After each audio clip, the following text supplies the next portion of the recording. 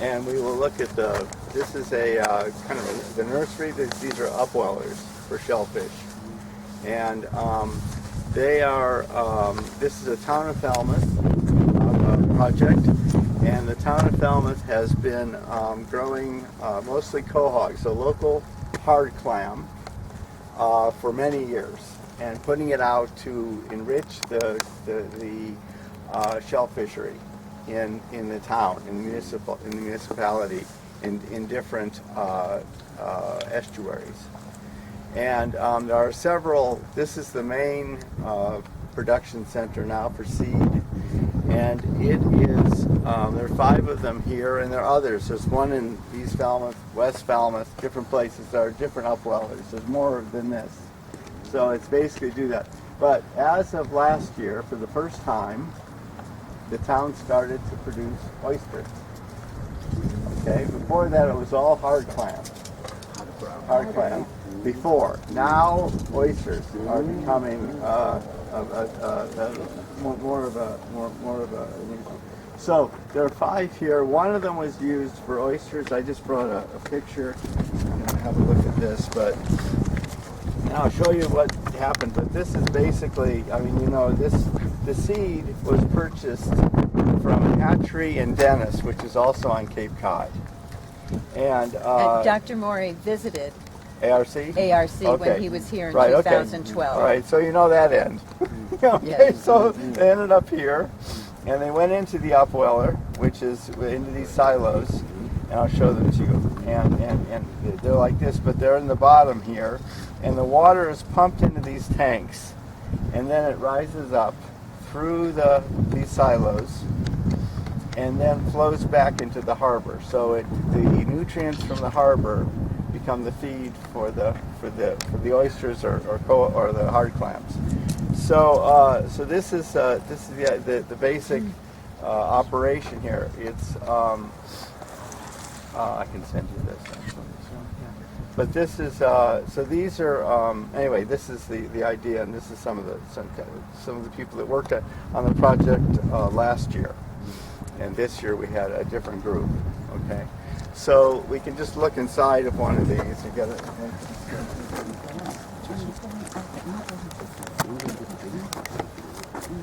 I'm not sure if the silos are in here. Yeah, there you go.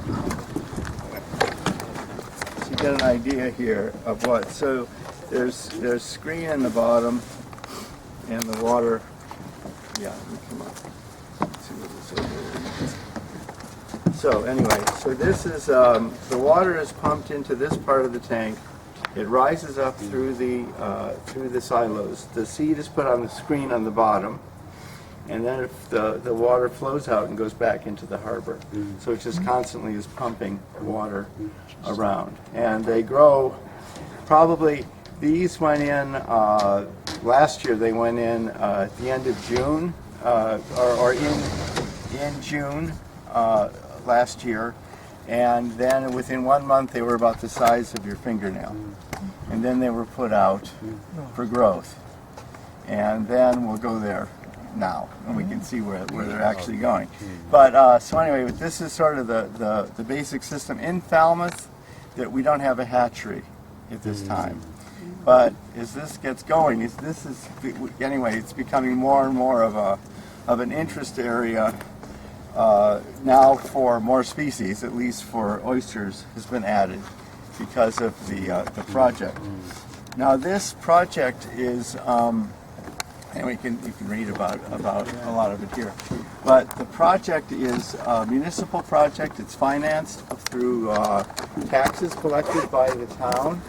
And what I'm going to be talking about today with regard to the oysters is that they are basically being used to improve the water quality in the estuaries. That's the purpose. That's the focus. That's the town's interest. Is it?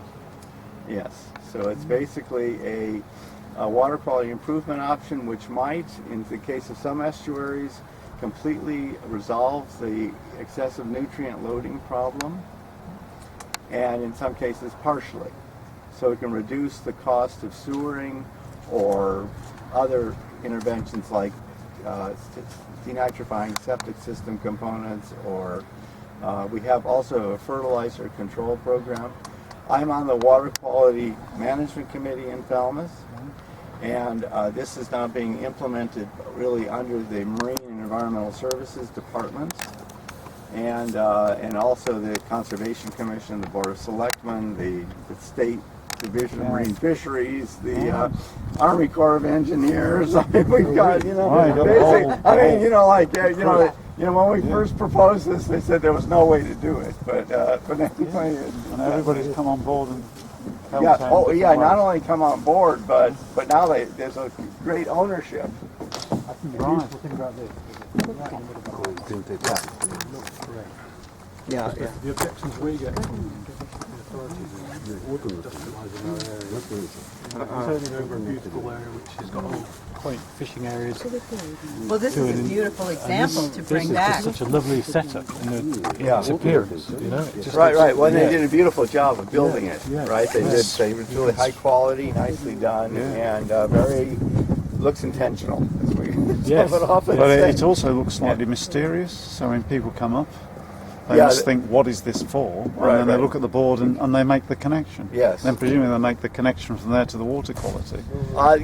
They will eventually. Yeah, it's happening. Yeah. It takes, right. Because in Falmouth in England, the boating, they have problems with the anti-fouling paint on the bottom of the boats. Right. Really causing problems. Right. But that's a different kind of problem. Yeah. And we have another thing too going on here that's kind of special, but exceptional, I would say, is that there's a ferry over there called the Island Queen, and it makes like 6 or 8 trips a day to Martha's Vineyard. Okay. So it you turns up the harbor every couple of hours, so it turns over the water and everything, aeration or whatever. But it actually, all of these things are factored in. But there is a risk, here. And that is because of all these boats, you can have fuel spills, you can have things. So there is that dimension that it has to be it's considered. And in terms of the inflows to this, they're down relatively deep. So if fuel's usually on the certain, not always, it'll dissolve in, but the heavy concentration. Plus they can put up booms to protect it. But the pumping units are down in the water here, and but anyway, they did a great job of putting this in. And as I said, there are others. There's one in East Falmouth. It's not nearly as elaborate. We actually used one at one of the boatyards. There's another town, Upwell, or on this harbor on that side that we used last year, which is where this picture was taken. And that was interesting because the boatyard was very supportive, and they actually, they helped with it. They pay for the electricity. They do a lot of things to support that. It's sort of a contribution to the town. And there is a pretty good shellfishing industry here, and but things may be changing. There was some resistance to oysters because they were different, even though they're indigenous. Right. But mainly, the main crop was quahogs, or for the hard clams. So Mercenaria is the species, but they were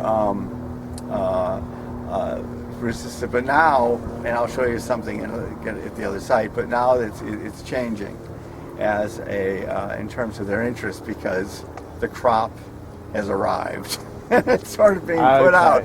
Now that may change. What was the lead time then on from when the crop actually getting to the point where it's working? How many years? Oh, okay. The last June, I'll show you. I mean, the oysters are this big now. Okay, so it's they're 4 inches. They're too big, almost. So they're doing a job. And there's plenty of food, so that's another thing. So anyway, why don't we drive over to the other site, and we can walk around here. It might be easier than going up the grass. Presumably, this is land owned by the county. The town. The town, owned by the town. Yeah. So there's no problems with No, but even there we have overcome some of it. We'll have to get back in the cars and go. Presumably you still have public planning consultation processes to get through. Well, we have the Conservation Commission, the the Marine Environmental Services Department, they're all pretty much on board now. When I first proposed this 4 years ago, we decided to have a meeting with all the agencies that might be interested. Yes. Okay, we would have an interest. So the Division of Marine Fisheries came, the Conservation Law Foundation came, the Buzzards Bay Coalition came, the shellfishers came, all the town departments, the Board of Selectmen, which is our political lead body. We had who else was there? Coonamessett Farm Foundation, and I'm actually the president of, but that organized the meeting. But there must have been 30 people there from different groups, from Mashpee, from the nearby town, the Shellfish Constable. We had everybody. Tried to get everyone in the room, and the outcome of that meeting was there's no way you can do this. I had lots of naysayers. Right. But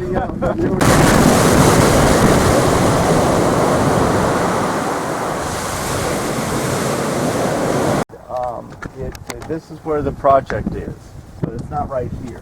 So we're taking a little stop just to get a sense of it. It's almost stand. Let's see. Let's walk over here to the inlets.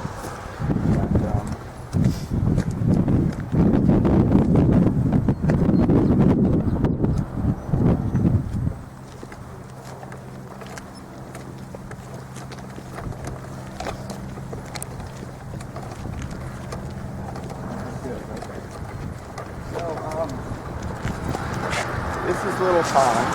It's connected to the Vineyard Sound by this. It's artificially maintained. Okay.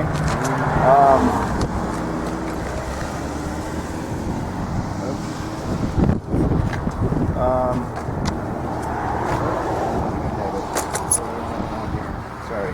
Okay. Anyway, that's not on here. So anyway, this is. These inlets, these are all along here for about the next 4 miles. There's one of these after another. This is the smallest one. And it goes up, and this is where the project is. This inlet allows water exchange. That's Martha's Vineyard is across the water, the island. And this is Vineyard Sound. And it just exchanges water back and forth. But this is a heavily impaired water body. It's got all of those. We will see as we drive, the housing density is very high. So, and everyone is on septic systems. So all the nutrients go in the groundwater and then migrate into the estuary. Okay? So it's heavily impaired with bacteria. You have huge plankton blooms, you have plankton dies, decomposes, and then oxygen levels go to almost zero. You have fish kills. It's a real mess. Okay? And it's all been sanctioned. Okay? All the housing and everything, right? But anyway, so this inlet actually, they're thinking about widening it for more exchange as a means to help with that, but it really only impacts the southern portion of the estuary. That's north. So most of it's just this area. The water kind of goes back and forth with the tidal fluxes. But what's interesting is that, but in terms on a volume basis, about once every 5 days, we have a total on a volume basis a turnover for the estuary. Okay. Okay. But the other thing that's really interesting is that the fresh water coming in, the groundwater flow, direct precipitation, and there's a small tributary at the north end, has on a volume basis a turnover of 1 volume per month, without considering this. Yes, just fresh water, okay? So 1 volume per month of the whole thing. So in the winter, like now, you can see the water is crystal clear. It's crystal clear up there, we'll see it. It's not a problem from October to about June, because the nutrients that go in just join the other salts, and there's no growth. It's too cold, and not enough light. So we don't get the plankton blooms. And so once a month, the entire volume load flows out to the Sound and then eventually moves out into the Atlantic following the Gulf Stream. So it's not a problem during most of the year. Only about 40% of the year is it a problem. Okay, only about 40%. So if we build a sewer system, which we're planning to do here anyway, it has to run 24/7, year-round, every day, all the time, at great energy costs and other things. What happens now is that and what we're seeing with the oyster aquaculture is that as the problem arises in June and you start getting these blooms, the oysters wake up and start to rev up and start filtering out the problem, right? And so there's a very good match, actually. So it's really we just have getting our toes in the water now. But when you start thinking about it from a systems perspective on how to work with the problem, not only do you get the water quality issue done, but you produce the oysters, you create jobs, you also improve the climate because you've got the CO2 going into shell, okay, a little bit, as opposed to running pumps with fossil fuel from fossil fuel power plants. That's the scalability.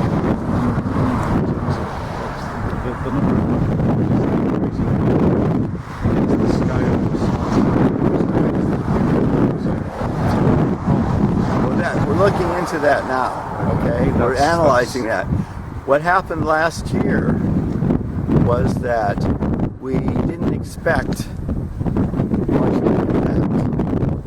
And it exceeded our expectations. And it was only about 1 acre equivalent of production. So it was very low as opposed to the estimate.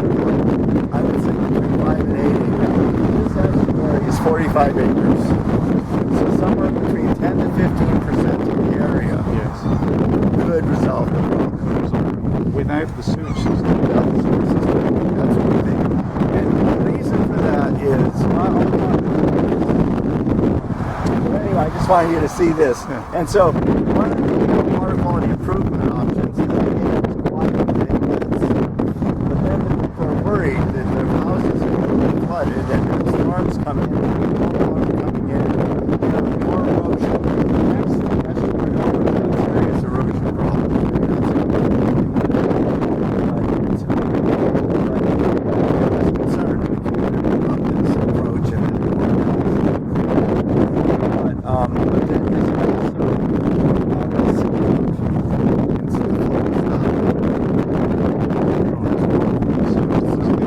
Yeah, depending on storms and things like this. But the interesting thing is that the water is not just coming out of the air. It's also on sand. And it goes out anyway. So even if this thing was completely closed, you don't end up flooding it. I mean, it still moves through the ground and through the Sound. And that's true all over the Cape because it's a big sand. It's all the rain that goes into the ground. And then as the top comes up, there's like a storm that comes in, but that means that the fresh water where it rises up, it's salty, and that's heavier, so it tends to rise up on top of it, so into the water. And water quality options are being explored here, but we'll stick to oysters at least for the moment.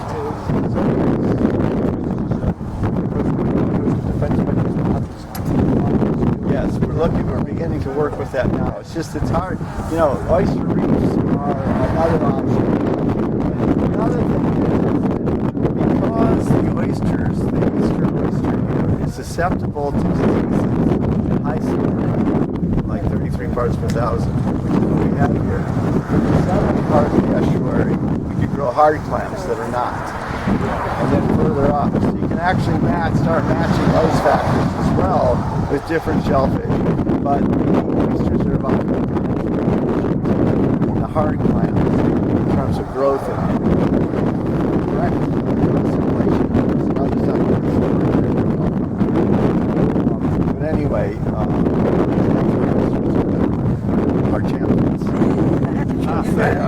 They are. Yeah.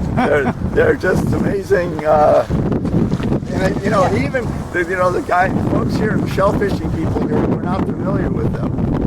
You know, like last year, I said they just grow so fast. You know, it's amazing.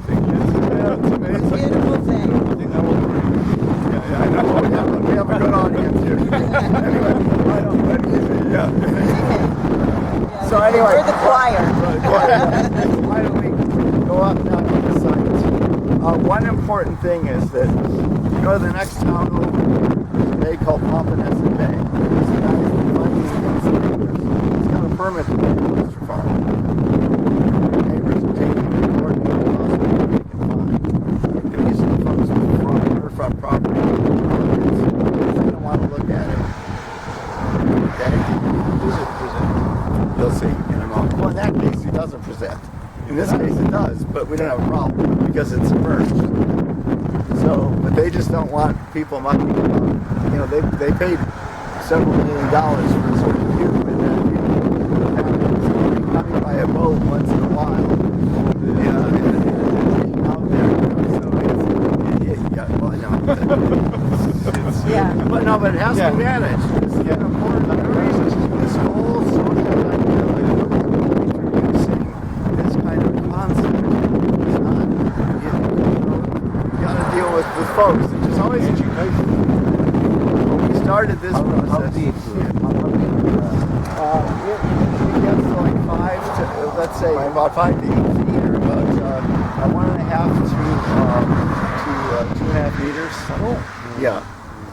There's another story for that, because the whole the reason that the project did better last year than expected could be because the models were wrong. Okay, the models had said we had to take out so much nitrogen. This water body they measured at about 0.85 milligrams per liter nitrogen on average, okay, in the water, total nitrogen. You know, because there's the seasonal dimension. I'm trying to get some research going on that, but it's 0.85 is what the reports say. The target is 0.45, so you also have to cut it in half per milligram per liter, and that's like 5 tons of nitrogen a year. So that's target. That 5 tons is real. It's 5 to 8 feet.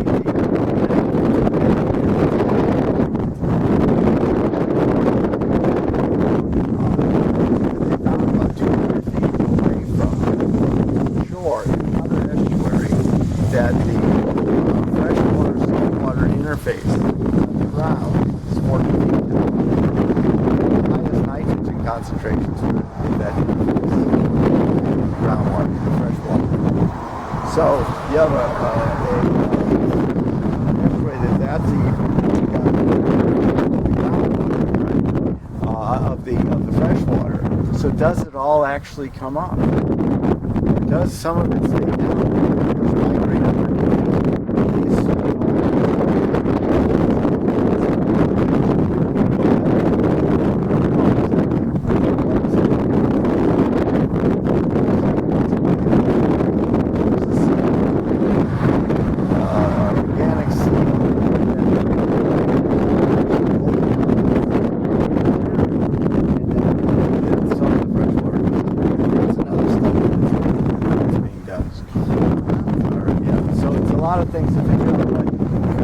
As I say, we've got our toes in the water. We're beginning to find our way to understand these things. And the indicators are that shellfish do a lot more than the simple math says they can. And there's another important dimension that I'll talk about when we go to the actual look at it.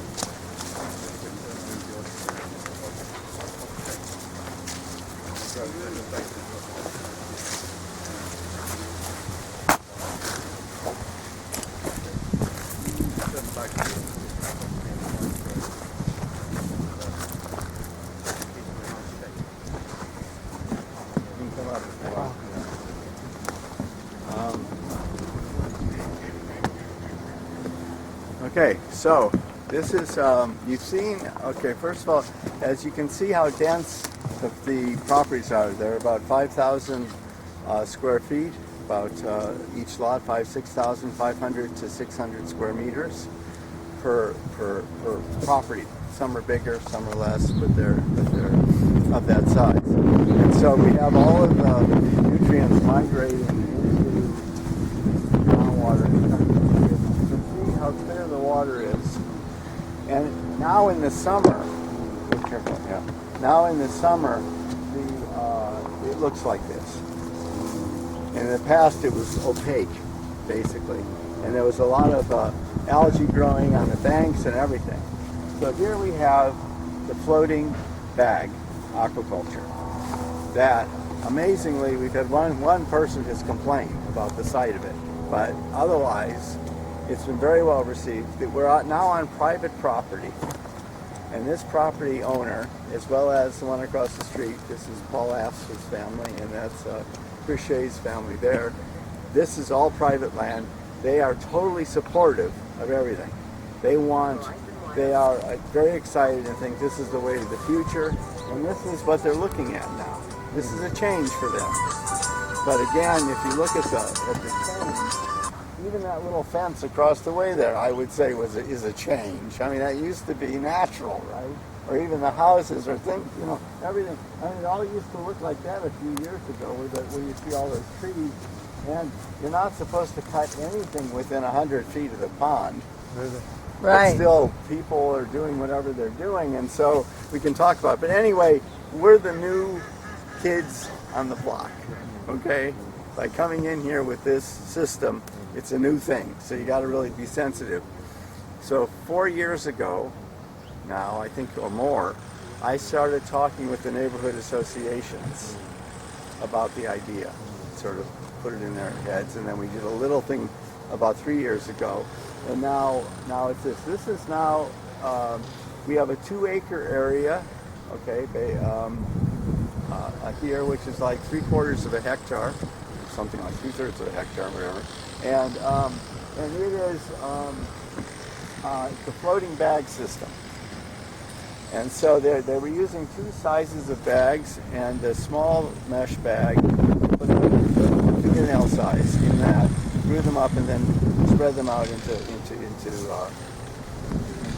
bags. Now this pond, this estuary, is closed to shell fishing all the time. And it is therefore, because there's also high coliform bacteria counts here. And we can only grow the oysters to about a 2-inch size here, because the state says that bigger than that and they become, quote, an attractive nuisance. Somebody may come and try and steal them because they're of value in the market, and therefore they want us to stop, and then we have to move them to other estuaries at that point. So, but one thing here is that what they're seeing and the neighbors are saying, and the water quality analysis, is a university team from the University of Massachusetts that comes here periodically, is that they've never seen the water this clear before. The odor is gone in the summer. Yeah, from all the decomposing phytoplankton and everything that was settling, overshooting, collapsing. I mean, it smelled like it was pretty dank. Okay, it was pretty. It wasn't like hydrogen sulfide, but it was this sort of swampy smell. But it's gone. And 2 years ago, there was a major fish kill in here, and they haven't seen any of that since either. Major fish kill. Okay. Okay. Striped bass. They died of anoxia from no oxygen. Okay. Because of the eutrophication level of the pond. Now, so we have measurements now of how much nitrogen, which is the problem in freshwater. Phosphorus is more of a problem nitrogen in brackish and salt water, but phosphorus in freshwater. But anyway, the nitrogen is looked at in terms of how much goes into growth in the oysters, in the meat and the shell. And that's what we're doing. But there's an associated microbial pathway, microbial denitrification that they see. Yeah. You are not talking about nitrogen, okay? But how oysters can inject the nitrogen in the body and also the shell. Yeah. You are talking about. Yes. So, would you please speak more slowly? Okay. Because my English is very poor. Okay. Well, yeah. You are talking very interesting for me. Okay. Okay. All right. So what happens is that we have nitrogen entering the pond.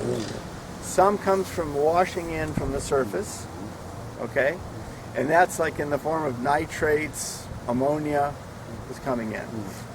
But the majority in this case is coming from the groundwater, from the septic systems. But it's dissolved nutrients. We have sand here, the bacteria, pathogens that's captured by the system. So it's just the nutrients that come in. So it's just fertilizer coming in. Those nutrients are then become a food for algae, or phytoplankton, microalgae. The oysters eat the microalgae. They filter it, make the water clearer.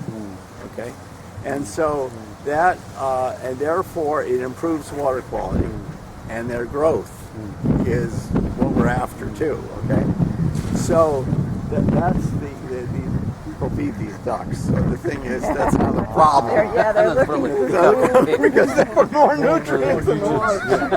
So they always come over here. You can see, actually, people love it because you see this. Yeah, that's got to bring it on in a moment. Yeah. So anyway, so that happens. Then the oysters filter now. And so they grow, but there is a secondary nitrogen removal function that is associated with the aquaculture. The fecal matter, the pseudofeces and feces that rains down to the bottom, brings oxygen down. You get aerobic decomposition, and then it gets covered, becomes anaerobic, and then you get anaerobic denitrification, and then it comes out into the atmosphere. The estimates are, and there have even been higher ones than this, but up to 10 times more nitrogen may be removed by the microbial pathways than what goes into growth. And this year they're studying that, because last year they said, we don't know, they didn't understand why the water quality was so much improved and the clarity was so much better. Another important thing about clarity is that the transparency is these estuaries used to have a lot of eelgrass, benthic algae, macroplankton. Because of the phytoplankton, they were shaken out and died and got smothered. So by improving the transparency of the water, we hope that will come back. That becomes a critical breeding habitat for winter flounder, scallops, other natural productivity. Those have been gone because of the excessive nutrient loading. So that's an important, very important dimension to this. And so, in terms of the various things. So now there's a potential then to bring back the ecosystem that was there. Exactly. That was sustaining it before there was the pollution. Right. Yeah, the whole living shoreline. Yeah. Yeah. And I think at the same time, they are also filtering out bacteria. And it might be that the coliform bacteria levels may drop low enough so the shell fishery can reopen. So this is like a sacrificial bed almost until you move them out. This is an idea we had These in are the working UK. oysters. Yeah. Yeah. Working oysters. But you can't eat them here, right? Because it's too high. Right. So whilst they're here, they're sacrificing themselves to take up the coliforms. But when you move them out, they clean up again. So it's a sacrificial bed. Yeah, well, right, not in a way, because they, I'll show you where they are and what happens to them. Anyway, the way these are grown here, they are then, because of that, because of the coliform levels, the state says we cannot take shellfish for consumption from this water body. They are then relayed, is the term they use. They are then moved to other estuaries, and some of them are open conditionally, or in the winter. So so last year 500,000 oysters were moved to West Falmouth Harbor. Okay, and that opened to fishing, to catching, October 1st this year. So they were there almost a year, but they only needed to be there by state regulation 6 months. By federal regulations, 48 hours. But the state has its own way of doing things. So anyway, so they've been there for far more. They've been there for a year, more or less. And these are being moved now. This is much smaller because they're already being transferred out for overwintering, and then they will grow out next summer. How about sewage treatment facilities around here? Yeah? I'm asking Yeah. about sewage Yes. treatment facilities around here. Okay. Yes. Yeah. Okay. Okay? Yeah, fine. Okay, my English. Okay. Perfect. So That's good. Okay. It's a household system. Each house has its own. Oh, Okay. okay. So it is it's a two-step system. Well, sometimes one step because some of these are old, but the newer ones are okay. There's a box first, and it's about 2 meters by 2 meters by 3 or 4 meters long. Okay, it's a box, and the everything that comes out of the house goes in the box, and then the sediments collect there, and then the water flows out into a leaching field, a bed outside in the yard, And getting underground, and then it comes out there and comes here. Right. Okay. And then, not to the open ocean. well, yeah, some of it will go there eventually, not directly. Nothing is direct. It's not direct. It goes through the ground. Problem. Do you have the problem like we have in our village where the stormwater ends up going into the septic tank and overflowing?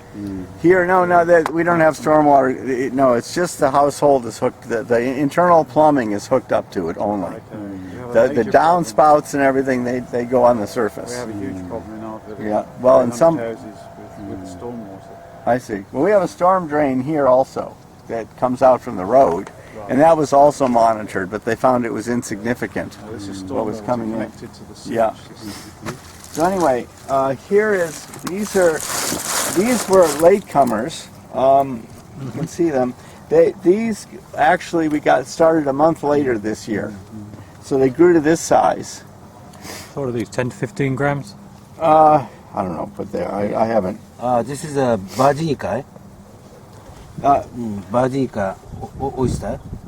It's Crustacea virginica. Okay. Yeah.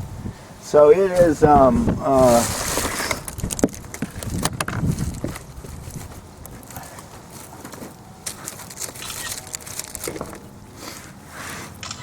So anyway, they've grown to this size since July. July. Okay. Wait. No, I think we got them at I think we got them in June, and they were, and then by the end of July they were this size. Okay, and now they're this size. Okay, so they've grown this much. So now October, so July, August, September. Yeah, 3.5 months. Okay. Yeah, but it's getting cooler now. Yeah. 3.5 months. Okay. So these then are moved to the other places. Okay. Right. And then they grow out, and then they are safe to eat. So, and then this year they are now this size. Oh, very good. Yeah. Very good. Yeah. So now they have grown this big. Oh, very good. And so now they're being harvested. All right, so this is like 16 months. how often do you clean the oysters in the bag? I realize these oysters are very clean. Yeah, Hmm? never clean. Never clean. No No cleaning. No cleaning. No cleaning. Really? Yeah, no cleaning. Oh, unbelievable. Very, very clean. Yeah, yeah. No barnacles or No, well, they do it once they're put out. yeah. And very little predation outside, too. Okay, the bags. Why floating bags? You know, there are many ways to do this. One is to grow them on the bottom, right? And they do that on Cape Cod. But the water at the bottom here is not good. Aha, got too much bottom, sediment. okay. Not good. Basement, okay. Yeah, not good. Right, Okay, right, right. okay. So there are other types, and that is you can put a stand in the water, put it on top, and then it stays on top of the stand off the bottom. Okay. How deep? About that much. Okay, about that much. And then the oysters are on top. Okay. But then the bags become fouled with growth. So you have to go clean the bag. Otherwise the water won't get in. Okay? With these, Very clean. they go out and you turn them over. If they start to get growth, you flip them. And then the growth dries on the top. And they have water coming in then on the bottom. If the bottom starts to get fouled then, you flip them again. So depending on the water temperature in the summer, it will determine how often you have to do that. So this is sort of the preferred technique from a management standpoint. It's much easier. We can't leave them here in the winter like this because it freezes. So the ice will affect them. Oh, really? Okay, but you can take Completely frozen? sometimes depends on the year. Oh, Depends okay. on the year. It can be frozen. Yeah. Okay. So, but you can take them and put them in clean areas on the bottom in bags for the winter. Then in the spring, float them. Float them again. So that's another possibility for that situation. Right now, the town is running this. This is a government project, okay, local government, and they grow them here, and then This is a local project? yeah, local government, Okay. local government, and so they grow them here, put them out, and then people come and they get licenses and go and catch them, okay, once they've been put out, when it's open again. Now, this project is a research project. It's a 3-year project. Okay. Okay, 3-year project. Total cost for everything, including $70,000 to design it, which probably wasn't necessary, but that's what you got to do. Okay, on top of that, all the monitoring costs. This gear, which will last 10 years. Okay, it's a 3-year project. This will last 10 years. These bags, yeah. So the $300,000 is the cost for 3 years of everything. This year, the oysters that were taken from here this size, grew this size, this year between $600,000 to $700,000 worth of oysters. $600,000 to $700,000 will be harvested this year in value, wholesale, not retail. That's like 60 cents per oyster to the fishermen. Okay, so we have 600 to 600,000 Okay. to 700,000, somewhere there. 1 year. Next year, these will be $1 million. The following year, the third year, another $1 million. So for the $300,000 research, including the monitoring and all the things, we're getting $3 million worth of product wholesale. Okay. Or you spend $60 million for a sewer system. And then you spend another, I've forgotten how much it is, it's like another $5 million a year to run it. Running it with energy. And everything with energy and atmosphere. Okay. So anyway, so it is, we're looking into this now. Now how much they can do, how far they can go as a product, because we can only grow them to this size or a little bigger, here it limits us. But what I see in the future, this operation might not be run by the government. It will be given to a private producer. I was going to say that has to be that. The private producer produces this size, sells it to other producers. They grow them out to that size, and then they sell them. So this is a process. It's kind of, you know, it takes time. Everything, you have to start talking, and then after a while, people say, they come up with, they understand, they say, oh, how about, why don't we do that? And you say, okay, good idea. I think that's a great idea, you know, whatever it is, you know what I mean? It's like, oh wow, that's great. But I don't know which way it will go. There are lots of things to work out. There are state regulations, town, government, you know, it's a process. And we're just really starting. This is the second year now. And, but the neighbors are very supportive. What does the real estate Very, think about it? very what? Neighbors? Neighbors very happy. Okay.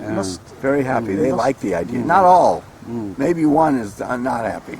But it must affect One is some guy happy. Only one. property value, mustn't it? Huh? It must have an impact on property value when you're looking at clear water rather than.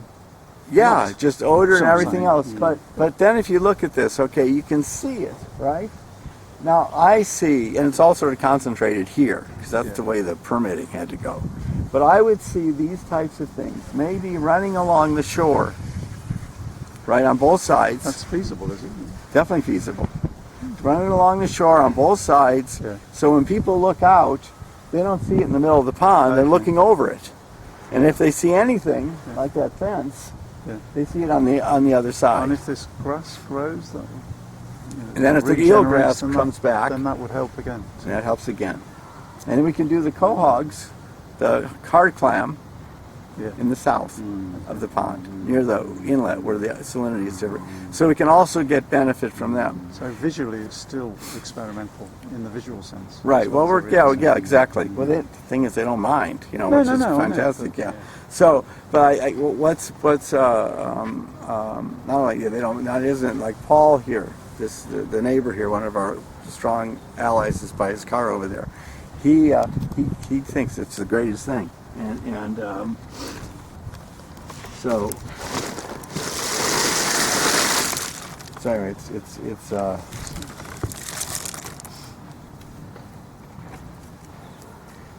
get this back together. It's a Ziploc bag. Ron, does your permit allow you to move the bags around slightly from year to year? Right now, no. Right now, no. Yeah. But that will come. I think that because as we start looking at the benthos and getting a better sense, it would be better possibly like they do in Norway with salmon culture. Yeah. You have to have like 3 times the area That's right. to grow salmon than you're going to use in any year. So then one year they're here, next year they're here, next year they're here, and then they come back. Yeah. So, so that is.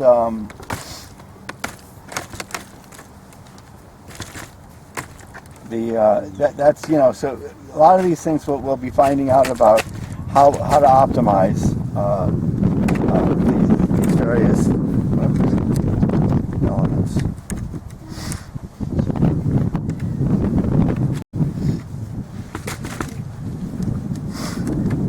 This does work. Maybe I can just push it down there.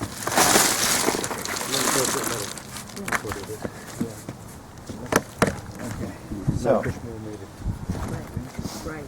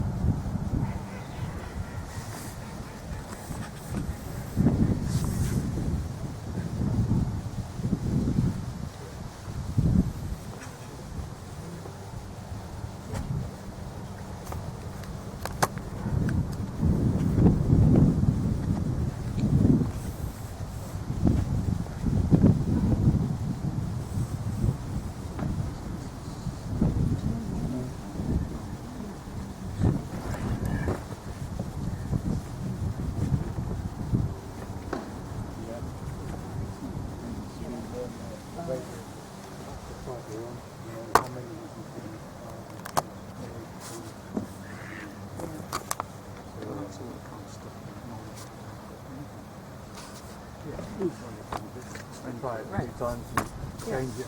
Right. Try it again and get it. So yeah, that's a useful thing. So anyway, so that's basically the, I don't think there's anything else I forgot, but again, it's yeah, a lot of it is the social dimension, working with communities and getting them on board. And then ultimately to look at sustainability and how to do it with the public-private partnerships and this kind of thing. So I think that that's going, and it's great to see. And it's really been, the nice thing is the town has really taken ownership because it's doing well. If it hadn't done well, maybe it's a different story. But they're really doing a great job. And the other thing is that assembling all this gear, many volunteers came and helped. Yeah, it was a notice put out, and they just in the summer or whenever they were here, they come and they were going to the little assembly place right next to where the wells are. And they would come every day, some of them for several hours, and assemble stuff with guidance from the staff. So it's really you're very engaged.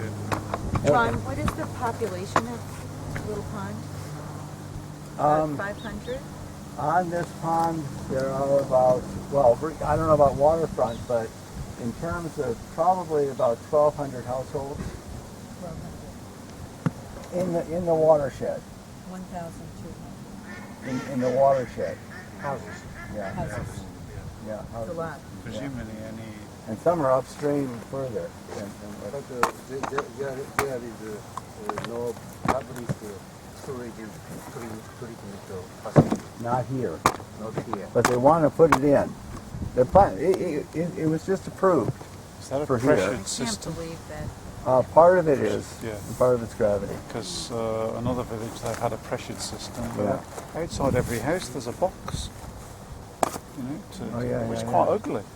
Well, there's a lot of issues with You this know, now. so Listen, I mean, yeah, I know, thing but is, I'm this just was- saying I know it's- the details were. it's a It massively wasn't explained, and expensive. then I get a lot of grief because I kind of bring truth to whatever. Well, and now because of this issue, just what you're talking about, because these things fail, you got Yeah, problems, well, you I get a know. power Yeah, outage, yeah. which we have storms, right? yeah, As you yeah, know, so you get a Right. power outage. And that issue, like, what do you do then? Who's going to run around with it? Does everybody have to get a generator? None of this is factored in to the Right. problem. So now the town has decided, because they were saying the cost to hook up would be $2,500 to $4,000 per house that they would have to pay. Yeah. It turns out it's between $7,500 and $12,000. Right. So now they've got a special town meeting warrant article, two articles to try and help these balance that out somehow. Well, yeah, because there's Yeah. a lot of people, retired people living on fixed. Yeah, Lorington. Exactly yeah. the same thing happened in my friend's village, identical. It's- And the cost doubled, Yeah. and it Yeah. wasn't. Year by year, Yeah. artificial eutrophication will proceed.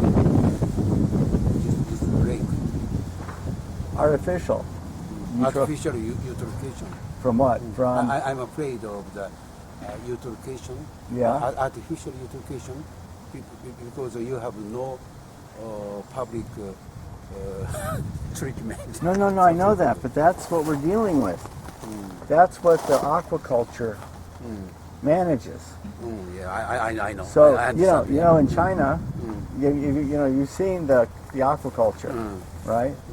It's based on whatever's going out there, but you're not going to have 7 kilometers from the shore Yeah.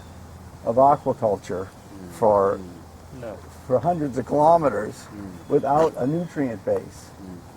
And in some cases, though, they have exceeded. The other thing is this can take up too much. If you make it too intensive, it'll take up too much, and then the wild production, the natural productivity will fall off. So you don't want to go too far with it, because it can actually deplete other other important species in the system by taking up that much nutrients. I worked in Xiamen in Fujian province in China. China. Yeah, and that I worked at a place and there was a fish cage culture operation, which is very dirty, right? A lot of food, a lot of waste. Yeah.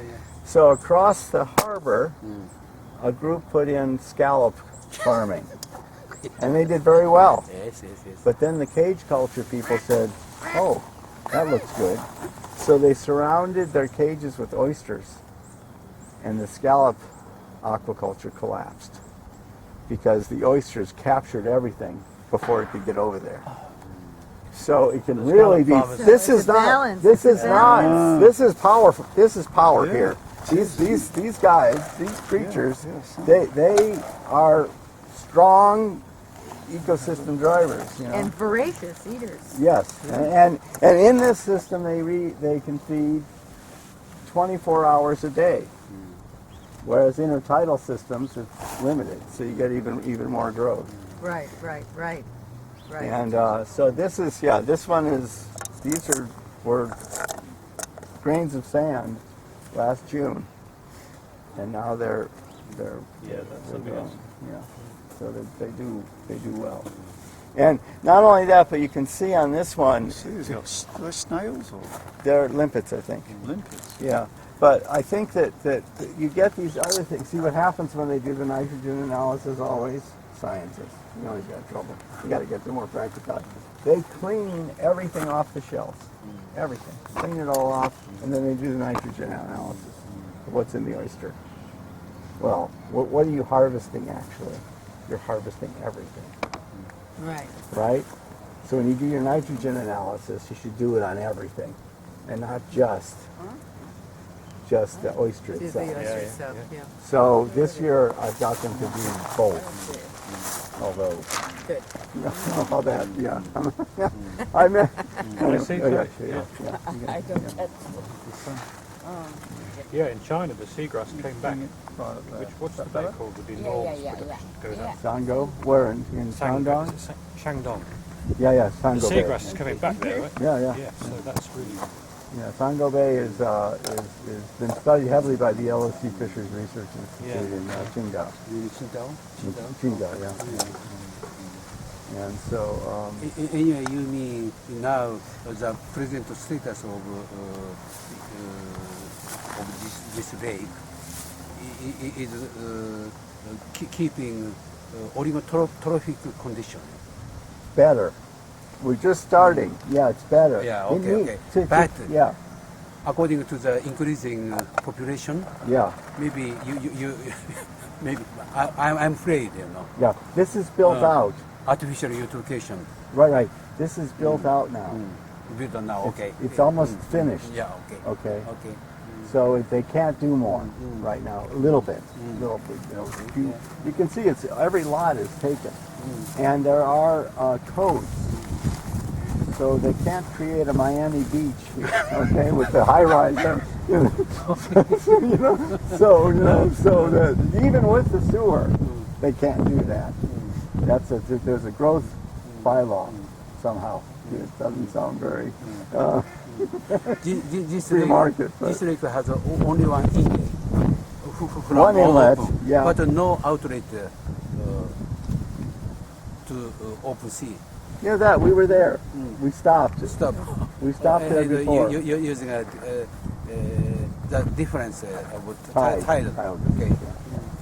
And up here, there's a small tributary. How tight?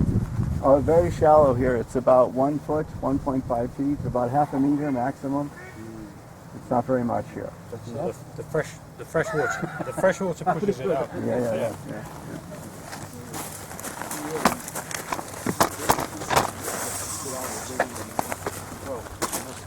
Yeah, no, we have real collapses. There were fish kills in other estuaries.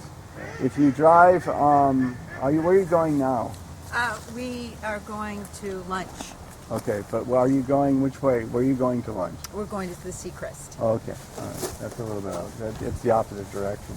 But if you were to go back the way we came, down to the shore and then went and drove east to the end, you would see one estuary after another. Right. They're in various stages. The same problem. Okay. But no oysters yet. But same. Oh no, actually, Green Pond. One of them, the second one over, 500,000 oysters from here went to that one. So when they come from here and they go to the others, they don't stop eating. Okay. So they keep cleaning wherever they go. You know, when they're this big, they start cleaning. And when they're here, they're cleaning. And when they go over there, they're cleaning. It's only when they come into here that they stop. So they're going to change the name of Green Pond to Blue Pond. Yeah. So, Well, Ron, this has been very, very good. Very, very good. well, anyway, there's more that So- we could, we'll be getting together, I guess, like tonight, right? Tonight. Tonight, yeah. Tonight, So yeah. we can talk more about whatever and Yeah. Sorry, I should have